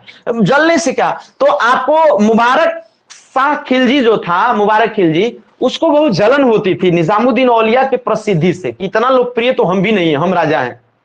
चूंकि सारे लोग औलिया औलिया औलिया, जैसे धोनी धोनी करता है वैसे औलिया औलिया कर रहा है। तो औलिया औलिया कर रहा है तो मुबारक शाह खिलजी जो नंगे कभी कभी आ जाता है, कभी कभी महिलाओं के कपड़े पहन करके दरबार में, तो उसका मूड खराब रहता था औलिया से। तो कहा कि जो उसका माथा काट के ले आएगा सिर, उसको हम 1000 टंका देंगे। तो किसने ये घोषणा किया था? जलनवश, ईर्ष्या। अब कुछ नहीं, कोई उसको दिक्कत नहीं थी। औलिया औलिया काहे करते हो तुम लोग? औलिया औलिया। तो औलिया औलिया करते हो तो उसका तो आपको मुबारक शाह खिलजी, ये अलाउद्दीन खिलजी के साथ क्या था, अलाउद्दीन खिलजी कुछ मारने वारने की बात नहीं किया था, अलाउद्दीन खिलजी मिलना चाहता था। तो ये कहे कि एक रास्ते से आएगा तो दूसरे के रास्ते से निकल जाऊंगा, मेरे घर में 2 दरवाजे हैं, एक रास्ते से आएगा तो दूसरे से निकल जाएगा। अलाउद्दीन खिलजी के बारे में जनरली ये कहा था।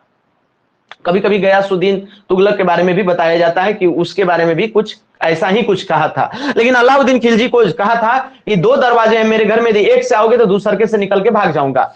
इसी प्रकार से मुबारक शाह खिलजी के साथ क्या हुआ था इनका, तो मुबारक खिलजी के साथ जो है, मुबारक खिलजी के साथ भी इनका झगड़ा चल रहा था। मुबारक खिलजी कहा था कि जो औलिया का सिर लाएगा, जो औलिया का सिर लाएगा, जो सिर लाएगा, किसका लाएगा, अरे जो सिर लाएगा उसे 1000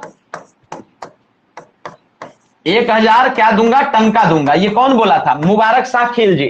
तो ये चीज है। अलाउद्दीन खिलजी के बारे में है कि एक दरवाजे से आओगे, एक दरवाजा से आओगे, दरवाजा से आओगे, आओगे तो दूसरे से निकल जाऊंगा, सेकंड वाले से निकल जाऊंगा, सेकंड वाले से भाग जाऊंगा, ताकि मेरे घर में एक ही दरवाजा थोड़ी है। तो अलाउद्दीन खिलजी, मुबारक शाह खिलजी। और एक जो गयासुद्दीन तुगलक, तो ये इसी को कहा था कि दिल्ली अभी बहुत दूर है। निजामुद्दीन औलिया, तो ये भी आप जानते ही हैं, तो कहीं जरूर आप क्या कर लीजिएगा सर, नोट कर लीजिएगा कि ये क्या कहा था, कि आपको बोलता है किसको, ये गयासुद्दीन तुगलक को। गयासुद्दीन तुगलक से क्या था इसका, तो गयासुद्दीन तुगलक से, गयासुद्दीन तुगलक से क्या झंझट हुआ था, तो गयासुद्दीन तुगलक जो है वो इसकी प्रसिद्धि से ही ये भी बहुत परेशान था। तो गयासुद्दीन तुगलक गुस्साया हुआ था, कहा कि आते हैं बंगाल से तब इसको सबक सिखाते हैं। तो कहा अमीर खुसरो को निजामुद्दीन औलिया कि देखो वो पहुंच ही नहीं पाएगा मेरे तक, दिल्ली अभी बहुत दूर है। तो दिल्ली बहुत दूर है वाला जो है सो किसके साथ ये उक्ति, दिल्ली बहुत दूर है, दिल्ली बहुत दूर है नहीं, दिल्ली अभी दूर है, दूर है, ये किसके साथ सूट होता है, तो निजामुद्दीन औलिया गयासुद्दीन तुगलक के साथ ये बात फिट होता है। किसको कहा था कि सिर 1000 टंका दूंगा यदि सिर ले आओगे औलिया को, तो ये बात है मुबारक खिलजी के साथ। वो पागल आदमी था, नंगा उंगा रहता था। अलाउद्दीन खिलजी के साथ ये कहानी थी कि कहता था कि एक दरवाजा से आओगे तो दूसरे दरवाजा को हम जो है सो निकल के दूसरे दरवाजा से भाग जाएंगे। बहुत मुडियल आदमी थे। कहीं जरूर आप नोट करिएगा कि ब्रह्मचर्य का जीवन जीते थे। किसका जीवन जीते थे सर, ब्रह्मचर्य का ये भाई साहब जीवन जीते थे। ये जरूर आप ध्यान में रखिएगा, ब्रह्मचर्य का जीवन। ब्रह्मचर्य का जीवन कौन जीता था, निजामुद्दीन औलिया। मात्र एक, आप पोस्ट में आप जरूर कहीं लिख लीजिएगा कि मात्र एक आपको सूफी संत जो कि ब्रह्मचर्य का जीवन जीने का जो है वो कहीं ना कहीं वो किया, संकल्प लिया, और वो आपको निजामुद्दीन औलिया थे। ब्रह्मचर्य का सिर्फ और सिर्फ क्या कर दिए सर, ब्रह्मचर्य का जीवन जो है वो जीने पर बल देते थे निजामुद्दीन औलिया। बात समझ रहे हैं कि नहीं समझ रहे हैं, इस तरीके के निजामुद्दीन औलिया थे। और कुल मिलाकर के जो है निजामुद्दीन औलिया एक बड़े संत, काफी लोकप्रिय जो है सो संत कहलाते हैं। इनको सुल्तान उल मशेख भी कहते हैं, जो कि शेखों का सुल्तान जो है वो कहा जाता है, सुल्तान उल मशेख। और ये आपको जो है ऐसे संत थे जो हिंदू धर्म का कुछ चीज था उसको भी अपनाए, जैसे योग वाला, योग रामदेव, तो योगा वाला थोड़ा सा सिस्टम अपनाया। मुंडन व्यवस्था जो जनरली बहुत जैन या हिंदू में होता है, अभी भी हिंदुओं में मुंडन एक संस्कार के रूप में है। 16 संस्कार में से पहला जो भ्रूण संस्कार, गर्भाधान संस्कार है पहला, बच्चा के की जो नींव, बच्चा की जो नींव जो रखी जाती है, तो बच्चे के नींव रखने से लेकर के, बच्चे के नींव रखने से लेकर के मृत्यु तक जो है वो 16 संस्कार होते हैं। 16 संस्कार में से जो है वो आपको एक महत्वपूर्ण संस्कार जो है वो आपका मुंडन संस्कार भी माना जाता है। तो ये मुंडन वाला और योग वाला ये दोनों सिस्टम अपने यहाँ ये लाए, और इनको जो है वो महबूब ए इलाही अथवा सुल्तान उल मशेख भी कहते थे। समझ रहे हैं, 2 चीज जरूर आप ध्यान में रखिएगा, महबूब उल इलाही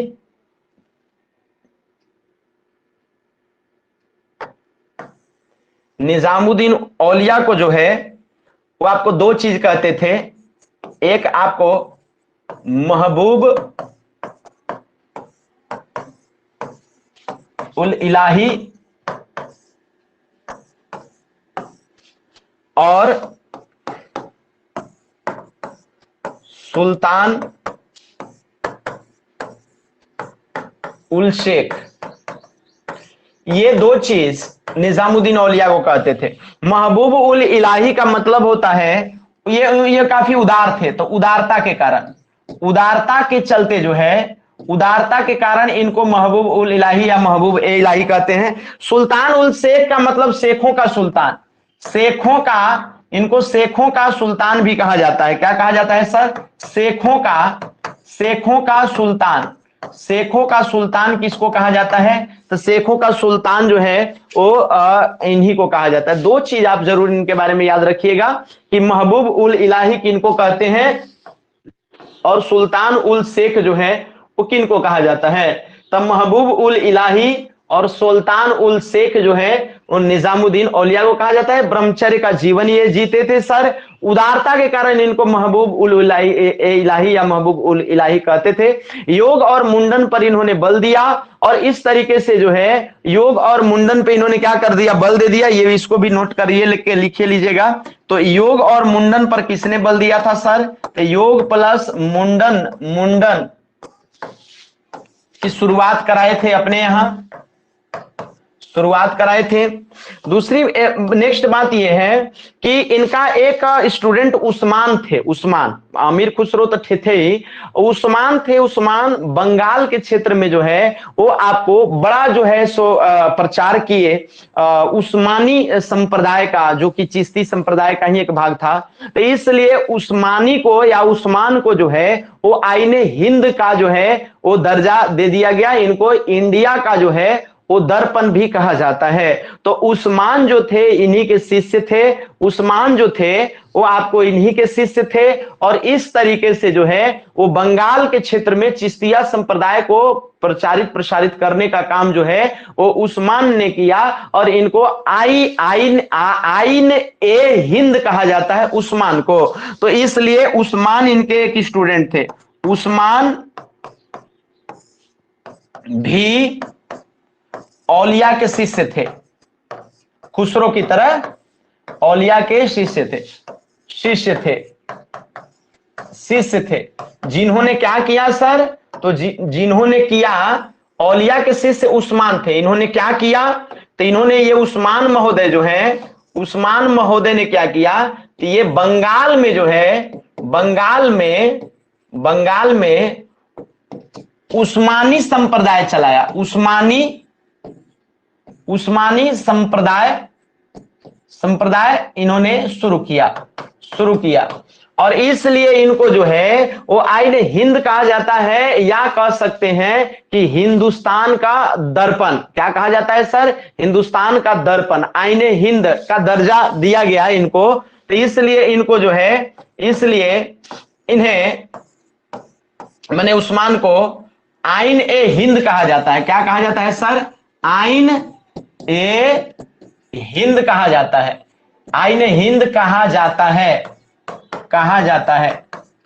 के कहा था सर? तो कहीं ना कहीं इनके टीचर ही उपाधि इनको दे दिए थे। आइन हिंद के नाम से कौन जाना जाएगा? बंगाल में उस्मानी संप्रदाय कौन फैलाएगा? तो उस्मान ही फैलाएगा। उस्मान कौन थे? तो औलिया के शिष्य थे। उस्मान कौन थे? तो निजामुद्दीन औलिया के शिष्य थे। एक महत्वपूर्ण बात है स्टूडेंट को लेकर के।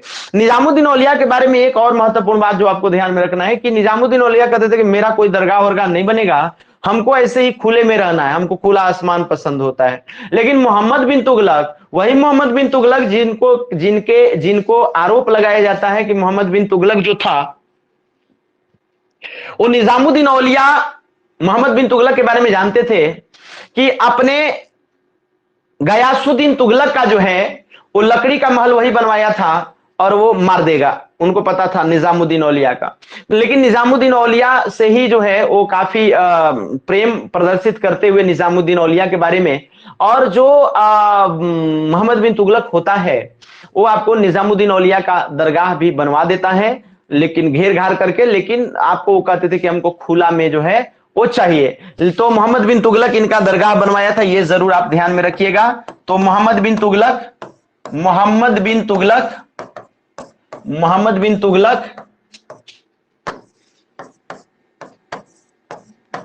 औलिया का क्या किया था, दरगाह बनवाया था, औलिया का दरगाह बनवाया था। ये आपको सिंपल बात है। तो ये निजामुद्दीन औलिया की भी सर कहानी हो गई। निजामुद्दीन औलिया सबसे इंपोर्टेंट थे, इसलिए थोड़ा टाइम लगा इनको, इनके बारे में जो महत्वपूर्ण महत्वपूर्ण चीजें हैं वो लगभग लगभग बता दिए। सबसे लास्ट में माई हमनी दोनों किताब फाड़ दे लियो। वो कहती है कि ना जामे होते तो ठीक रहता, ना जामे होते और ना मेरा सिर दर्द किया होता। तो सबसे लास्ट में नासिर है, यानी नासिर का मतलब नासिर, नासिरुद्दीन, नासिर लिख के उसमें रुद्दीन कर दीजिए, तो नासिरुद्दीन है। तो नासिरुद्दीन की जहां तक बात है सर, तो नासिरुद्दीन जो रहेंगे वो आपको सबसे लास्ट कह सकते हैं, अंतिम लोकप्रिय आपको सूफी संत होंगे चिश्तिया संप्रदाय के। और वो जो होंगे वो आपको उनके बारे में कहा जाता है कि वो दोपहर में सिर्फ क्या करते थे, सोते थे। दोपहर में जो है वो सिर्फ जो है सोते थे, ये बड़ी प्रसिद्ध था। तो आप एक सिंपल सा खाली एक और लिख लीजिएगा, हो गया, खत्म हो गया ये। तो एक और क्या हो गया सर, जिसको बोलते हैं नासुरुद्दीन, नासिरुद्दीन, नासिरुद्दीन, नासिरुद्दीन जो है, नासिरुद्दीन जो है, नासिरुद्दीन, तो नासिरुद्दीन जो है, नासिरुद्दीन जो है वो आपको, नासिरुद्दीन जो है वो आपको सबसे अंतिम लोकप्रिय चिश्ती सूफी संत थे। तो सबसे अंतिम, ओहो हो, सबसे अंतिम,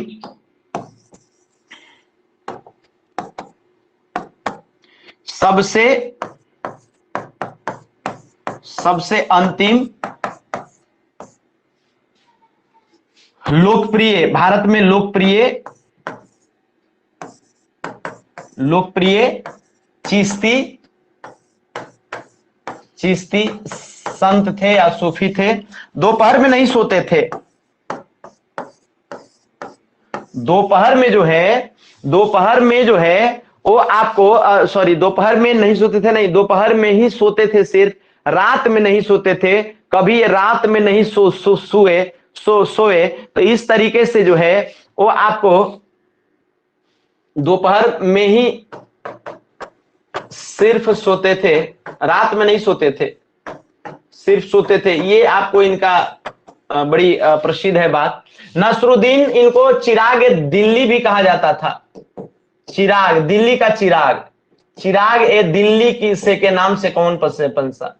तो जैसे फरीदुद्दीन, बाबा फरीद जो थे वो गंज ए शंकर के नाम से प्रसिद्ध थे, उसी प्रकार से नसरुद्दीन जो थे वो आपको चिराग ए दिल्ली के नाम से प्रसिद्ध थे। ये बात खत्म हुआ सर, ये बात खत्म हुआ। इसके बाद एक आध मिनट पानी पी लेने दीजिए। इसके बाद जो है हम आपको पढ़ाते हैं सुहरावर्दी के बारे में। अभी सुहरावर्दी खत्म कर लेंगे अभी की क्लास में। इसके बाद फिर हम लोग चिश्ती संप्रदाय का जो अन्य जो बचा हुआ है, जैसे कदारिया है, फिरदौसी है, बिहार में फिरदौसी काफी अच्छा, फला फुला, नक्शबंदी है। तो ये तीन जो बचेगा आगे, उसको हम लोग एक ही वीडियो में जल्दी जल्दी करने का प्रयास करेंगे। इसके बाद फिर भक्ति आंदोलन पर चर्चा करेंगे। हमको एक आध मिनट का टाइम दीजिए, पानी वानी थोड़ा पी लेते हैं और थोड़ा सा फ्रेश हो लेते हैं। 1 मिनट का आपको वेट करना पड़ेगा, बात समझ रहे हैं? तब तक ये आपको ऐसे कर दे रहे हैं, 1 मिनट खाली वेट करना है।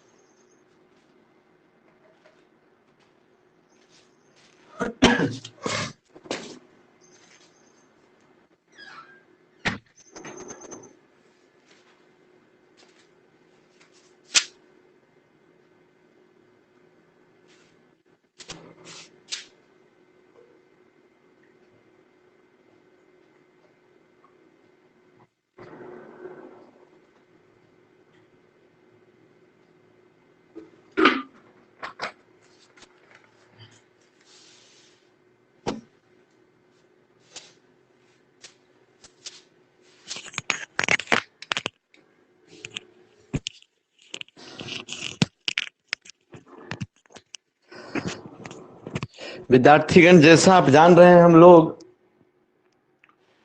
सूफी संप्रदाय पढ़ रहे हैं और सूफी संप्रदाय में हम लोगों का चिश्ती संप्रदाय खत्म हुआ है। 6 जो महत्वपूर्ण संत हैं उनके बारे में हमने आपको ट्रिक से भी बताया।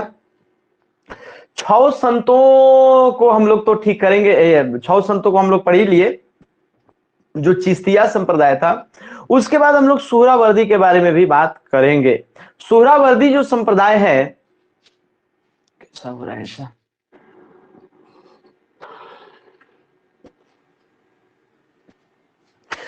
अब ये देखिएगा यहां, अब हम लोग क्या बात करने वाले हैं? हम लोग बात करने वाले हैं सुहरावर्दी के बारे में।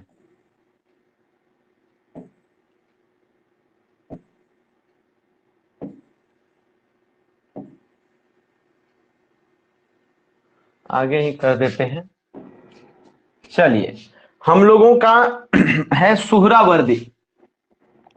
क्या है सर?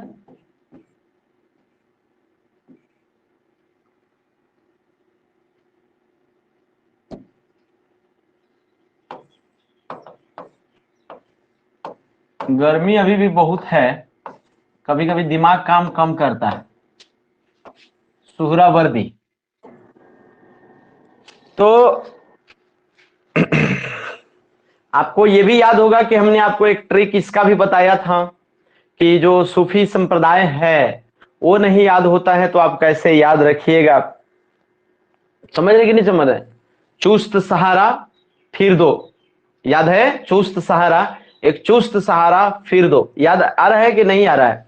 तो इस तरीके से जो है सुहरावर्दी जो है वो आपको एक महत्वपूर्ण संप्रदाय है। सुहरावर्दी कुल मिलाकर के आप मान के चलिए कि चिश्ती संप्रदाय के बाद सर्वाधिक महत्वपूर्ण भारत में सुहरावर्दी।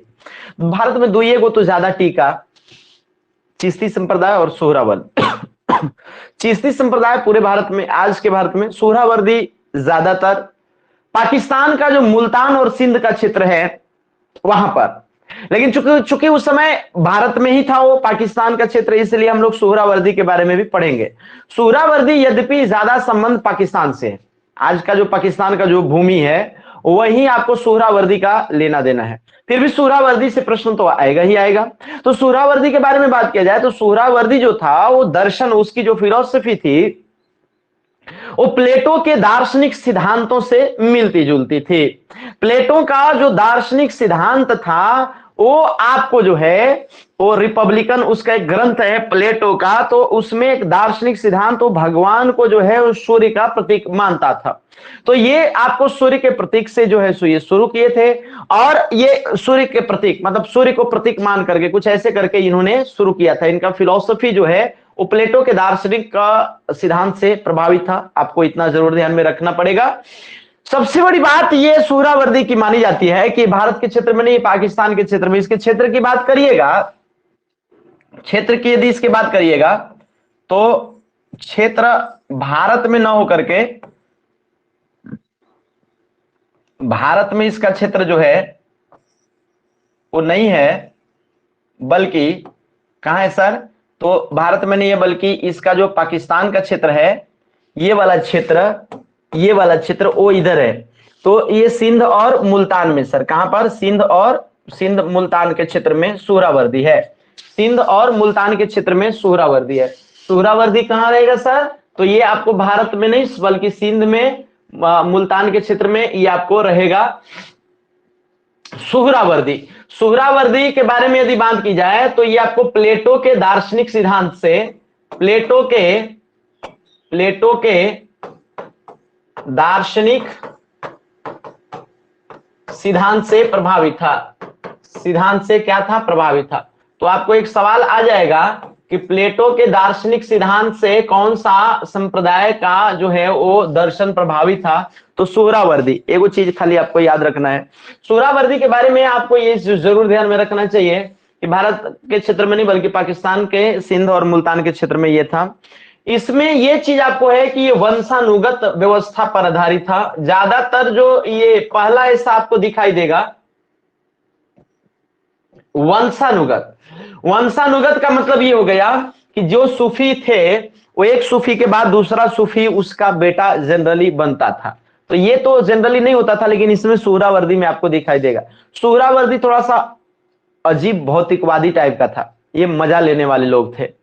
सुहरावर्दी अपने बेटा को मत कि एक प्रकार के डिप्लोमेटिक लोग थे ये, हम तो संत नहीं मानते हैं। संत निजामुद्दीन औलिया थे, सूफी वो या चिश्ती संप्रदाय। भारत में ऐसे ही लोगों की डिमांड है। भारत थोड़ा डिफरेंट टाइप का है। भारत मैं मानता हूं कि हारा कई बार, भारत में मानता हूं कि कई बार हारा। उसके कारण सिर्फ ये नहीं है, यदि हम हार जाते हैं तो इसका मतलब ये सिर्फ नहीं हो सकता है कि हम कमजोर हैं। हारने के कई रीजन हो सकते हैं। कोई हार रहा है, हो सकता है कि युद्ध पसंद ना हो।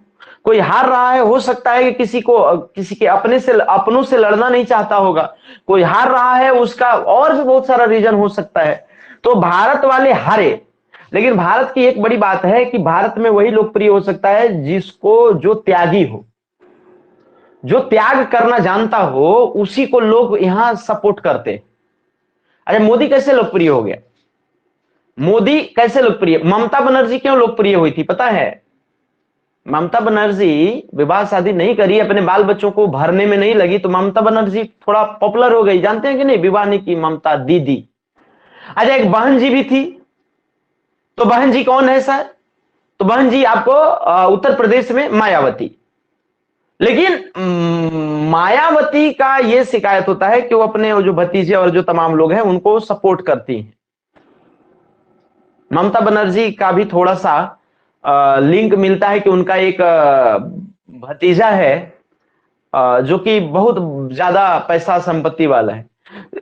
अब मोदी भी लोकप्रिय हुए, योगी भी लोकप्रिय हुए। मोदी योगी की ये थोड़ी सी खासियत है कि इन लोगों ने क्या किया कि संन्यास टाइप का ग्रहण कर लिया।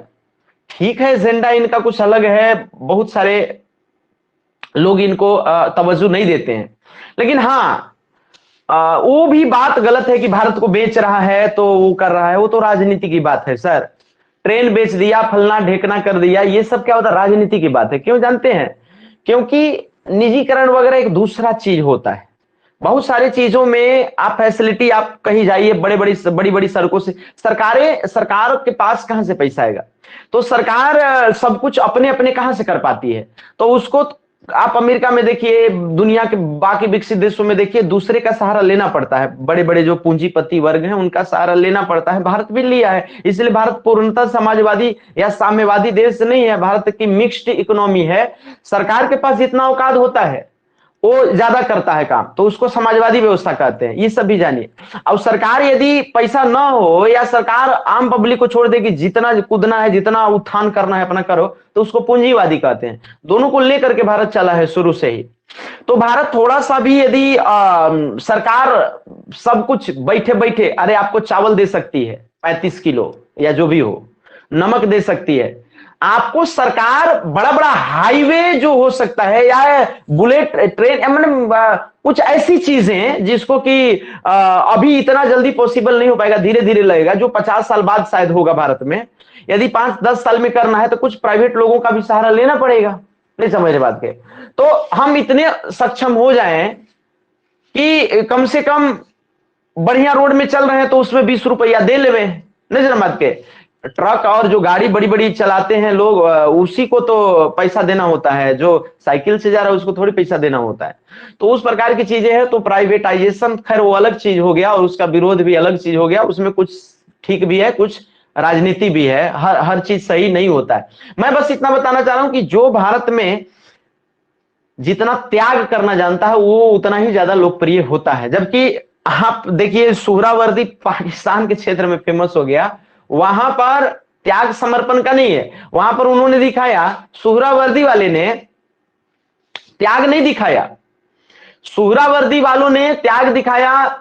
ये सुहरावर्दी वालों ने अपना ये कॉन्सेप्ट दिया कि हम क्या करेंगे कि मजा लेंगे, मतलब खूब खाएंगे पिएंगे ऐश करेंगे और अपने ही बच्चे को अपना गद्दी देंगे। ये तो संतों का नहीं, आपका जो है सो ये विशेषता है। हम फिर आपको क्यों माने, कैसे माने कि आप अच्छे हैं? विश्वास करना थोड़ा उतना नहीं हो पाता है। जितना जो त्यागी है भारत में उतना ज्यादा उसका वैल्यू मिला, इसलिए सुहरावर्दी भारत में प्रसिद्धि नहीं पा सका। भारत में चिश्तिया संप्रदाय ज्यादा प्रसिद्ध हुआ, क्योंकि भारत ब्रह्मचर्य को फॉलो करता है। जो जितना ज्यादा अपने को कंट्रोल में रख सकता है, जो जितना ज्यादा इस भौतिकवादी दुनिया से अपने आप को काट करके और समाज कल्याण में लगा सकता है अपने आप को, वो ज्यादा प्रसिद्ध भारत में होता है। मजा लेने वाले लोग नहीं, हजारों करोड़ की संपत्ति बनाने वाले लोग नहीं, हजारों करोड़ की संपत्ति बनाने वाले लोग नहीं। बात समझ रहे कि नहीं समझ रहे? बहुत सारे लोग हैं कि आपको अब आज थोड़ा सा ऐसा हो रहा है कि मोदी का समर्थन हम कर दिए ऐसे ऐसे करके। अब एक बात सुनिए लीजिए कि हम सबका पोल भी खोलते रहते हैं और सबकी अच्छी अच्छी बातें भी करते हैं।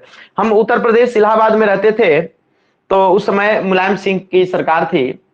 आश्चर्य होता है, वो सिर्फ जाति की राजनीति करते हैं। मुलायम सिंह यादव, अखिलेश यादव, समाजवाद उनका नारा है। समाजवादी नेता जयप्रकाश नारायणन थे, राम मनोहर लोहिया थे। मतलब कि समाजवाद का मतलब कि अरबपति खरबपति से लेकर के लेबर तक एक एक खटिया पर सूतेगा, एक के जैसा जीवन जिएगा, सबको एक वेतन मिलेगा, चाहे लेबर हो चाहे ऐसे अधिकारी। उसको सब ओरिजिनल समाजवाद उसको कहते हैं। बात समझते कि नहीं? समाजवाद माने सब बराबर रहेगा, सबको देश के लिए जीना है। बाप रे, समाजवादी कैसा समाजवादी है कि किसी पास हेलीकॉप्टर है, किसी के पास व्यक्तिगत क्या क्या नहीं है। उन समाजवादियों के पास बेवकूफ बनाते हैं, उन लोग बुड़बक बना रहे हैं। बात समझ रहे कि नहीं समझ रहे हैं? हाँ, तो आप समाजवाद का नारा मत दीजिए ना। समाजवादी वाली बात की सबको क्या करना है, बराबर कर देना है। जो कह रहा है कि बराबर कर देंगे, वो पहले साइकिल से चलता था, अब जो है सो अपना खुद का जेट विमान हो गया है।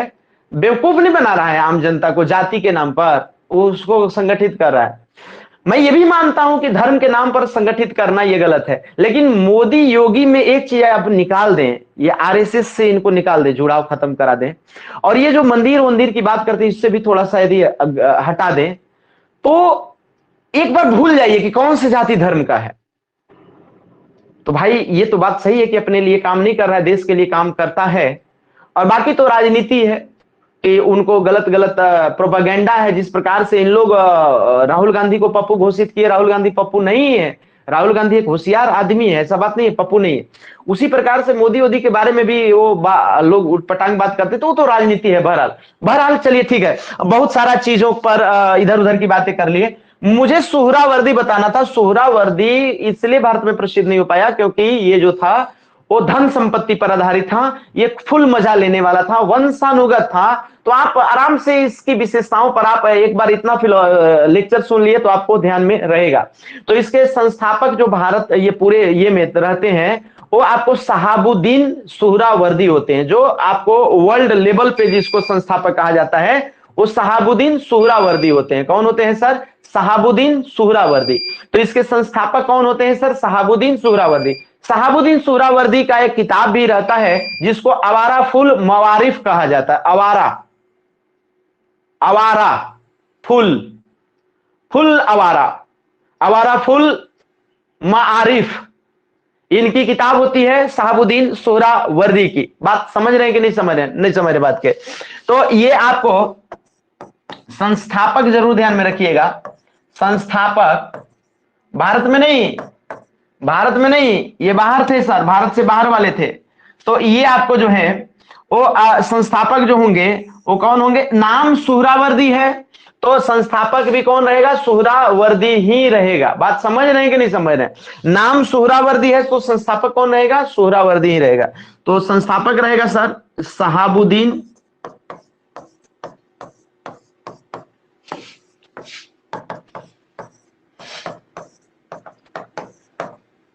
संस्थापक शहाबुद्दीन सुहरावर्दी। संस्थापक कौन हो गया सर? संस्थापक शहाबुद्दीन सुहरावर्दी, ये इनके संस्थापक हो गए। इनकी एक किताब भी रहती है जिसको आप याद, ऐसे बहुत सिंपल है, आवारा फुल, फुल आवारागर्दी करने वाला। नहीं मतलब सुहरावर्दी है, खूब खाएगा पिएगा, बच्चे को गद्दी देगा, मतलब क्या है, आवारा वाला ही किताब लिख सकता है। और क्या ही किताब लिखेंगे, एक ट्रिक से खाली जोड़ करके, बाकी ऐसी कोई बात नहीं है। तो आवारा फुल मारिफ इनकी किताब है सर। क्या किताब का नाम रहेगा सर? आवारा फुल मवारिफ। इनकी एक बुक भी है। बुक क्या है सर? आवारा फुल मवारिफ या मारिफ भी हो सकता है, मारिफ। तो आपको आवारा फुल मवारिफ किसकी किताब है सर? तो शहाबुद्दीन सुहरावर्दी की। जहां तक शहाबुद्दीन सुहरावर्दी का सवाल है सर, तो शहाबुद्दीन सुहरावर्दी जो है, शहाबुद्दीन सुहरावर्दी ये तो आपको वर्ल्ड लेवल पे संस्थापक हो गए, लेकिन भारत में सुहरावर्दी की जो स्थापना किया है वो आपको बहाउद्दीन जकारिया के द्वारा किया गया। यही सवाल बार बार पूछा जाता है। बहाउद्दीन जकारिया आपको सबसे प्रसिद्ध है। तो आपको यदि भारत में संस्थापक का चीज के, सुहरावर्दी के, तो हो जाएंगे सर बहाउद्दीन जकारिया। बहाउद्दीन जकारिया, बहाउद्दीन जकारिया, यही आपको याद रखना है, यही सवाल आपको आता है। बहाउद्दीन जकारिया जो है, यही आपको सवाल आएगा। बहाउद्दीन जकारिया भारत में कौन इसके संस्थापक थे सर? तो बहाउद्दीन जकारिया। बस आपको ये बहुत इंपॉर्टेंट है, बात समझ रहे हैं कि नहीं समझ रहे हैं? तो बहाउद्दीन जकारिया क्यों? क्योंकि भारत में स्थापना जो हुआ वो आपको बहाउद्दीन जकारिया के द्वारा ही किया गया। तो ये आपको बहुत ही ज्यादा इंपॉर्टेंट रहेगा। बहाउद्दीन जकारिया जो थे वो आपको ये तो थे ही, लेकिन आपको जलालुद्दीन तरजीबी भी एक थे जो बहाउद्दीन जकारिया के बाद हुए, और ये आपको इंडिया में ये सुहरावर्दी को लोकप्रिय बनाने का जबरदस्त प्रयास किए थे। तो बहाउद्दीन जकारिया के बाद यदि कोई चिश्ती आपको सुहरावर्दी में यदि कोई नाम आता है तो उनका नाम है तबरीजी। तबरीजी जो है वो आपको जलालुद्दीन तबरीजी इंडिया में सर्वाधिक जो है वो आपको जो है वो ये प्रसिद्ध किए थे। तो दो इनके आपको गुरु चेला हो गए। एक तो कि आपको शहाबुद्दीन, ये आपको जो है सो शहाबुद्दीन हो गए, इसके बाद बहाउद्दीन हो गए, इसके बाद जलालुद्दीन हो जाएंगे। तो बहाउद्दीन जकारिया को भारत में स्थापना करने का श्रेय जाता है सुहरावर्दी का। तो सुहरावर्दी के संस्थापक भारत में कौन हुए? तो बहाउद्दीन जकारिया। बहाउद्दीन जकारिया क्या हुए? सुहरावर्दी के। बहाउद्दीन जो जकारिया जो थे वो पैसा को थोड़ा महत्व देते थे। कैसे देते थे? बात ठीक भी है, गलत नहीं है। वो कहते थे कि देखो पैसा यदि दिल में यदि है तो हृदय की बीमारी है वो, तो वो बीमारी है, वो गड़बड़ है। समझ रहे कि नहीं? धन जो है वो क्या होता है, वो पैसा यदि आप दिल पर उसको लेकर के रखे हैं तो आपको वो क्या है, दिल में यदि पैसा है तो आपका दिल का रोगी आप हैं, फिर वो धन का रोग लग गया है आपको। लेकिन यदि पैसा हाथ में है तो औषधि का काम करता है। बात समझिए, मतलब उनका कहना है कि पैसा इंपॉर्टेंट है, लेकिन आप उसको दिल में मत बैठा के रखिए। पैसा है, आ रहा है तो आने दीजिए, क्योंकि आप उसी से ना जीवन यापन करिएगा। तो पैसा को वो तवज्जो देते थे, लेकिन नहीं कहते थे कि आप पैसा के लिए हाय हाय करिए। पैसा जरूरी होता है। तो ये बहाउद्दीन जकारिया थे, तो थोड़े से आदर्शवादी टाइप के नहीं थे, यथार्थवादी थे, रियलिस्टिक थॉट वाले थे। इस बात में इनकी प्रशंसा करनी होगी कि सही सही बात जो होता था। लेकिन अब यही है कि संत और सूफी का काम पैसा लेने वाला थोड़ा भारत में ऐसा नहीं रहा है परंपरा, चाहे हिंदू धर्म वाले हों चाहे इस्लाम वाले हों। निजामुद्दीन औलिया को देखिए, ब्रह्मचर्य जीवन जीते हैं और न धन से मोह। अच्छा, कंचन कीर्ति और कामनी, कंचन मने सोना मने धन दौलत, कामनी मने महिला स्त्री, और कीर्ति मने यश, ये जो नाम कमाने वाला। ये तीन चीज से जो अलग है वही संत है, और जो तीनों में संलिप्त है जिस रेशियो में, उतना ही तुच्छ और साधारण प्राणी है। नई बात समझ रहे हैं? ये भारत का फिलॉसफी रहा है। आप सोना चांदी धन दौलत से आपको मोह है, ये है, हाय हाय कर रहे हैं, अपने ही लोगों से लड़ जाते हैं।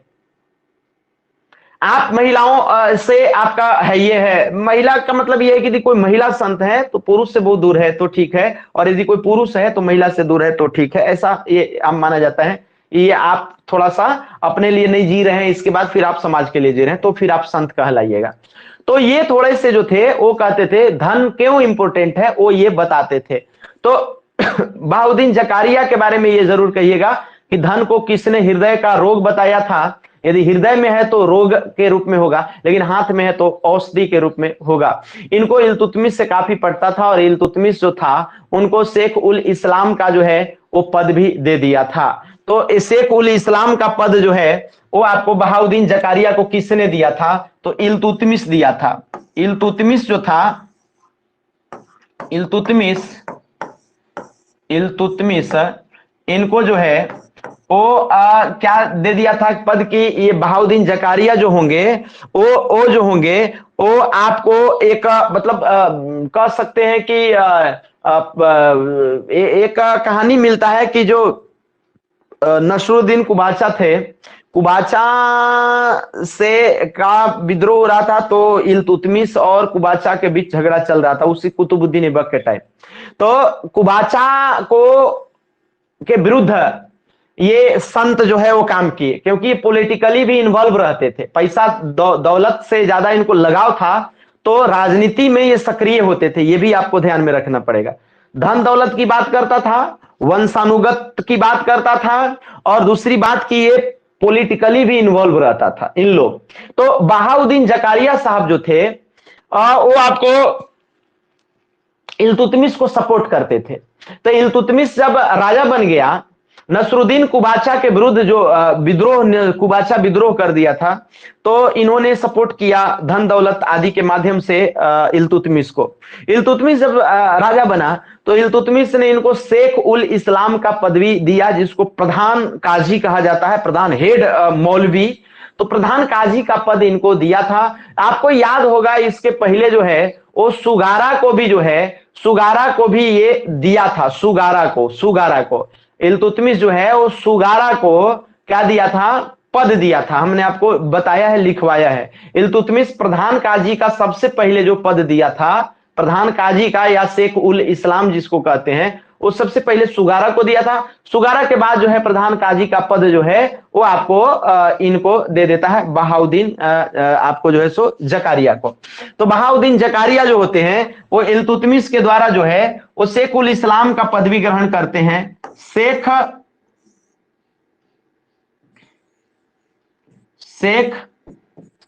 उल इस्लाम, शेख उल इस्लाम का मतलब हो गया प्रधान, हेड काजी, प्रधान काजी का पद, प्रधान काजी। और ये प्रधान काजी का जो पद हो गया वो किसने दे रखा था सर? तो इल्तुतमिश ने दिया। इल्तुतमिश ने बहाउद्दीन जकारिया को दिया। किसको दिया सर? बहाउद्दीन जकारिया को।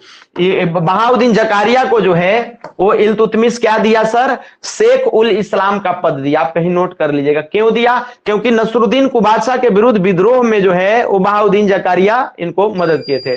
इससे आपको ये भी अंदाजा मिल जाता है कि पॉलिटिकली इन्वॉल्वमेंट इनका होता था।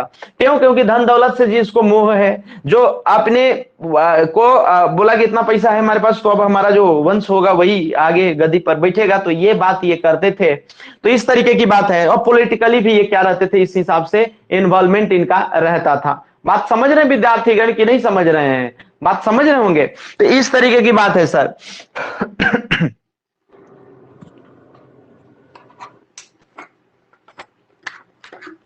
गर्मी है।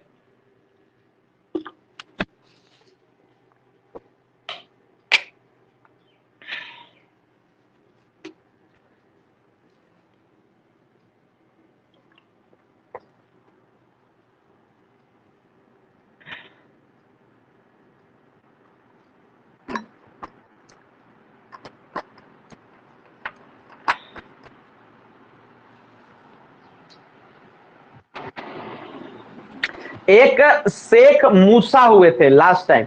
शेख मूसा भी सोहरावर्दी के अंतर्गत आते हैं, और शेख मूसा थोड़े से अलग टाइप के, डिफरेंट टाइप के जिसको कह सकते हैं।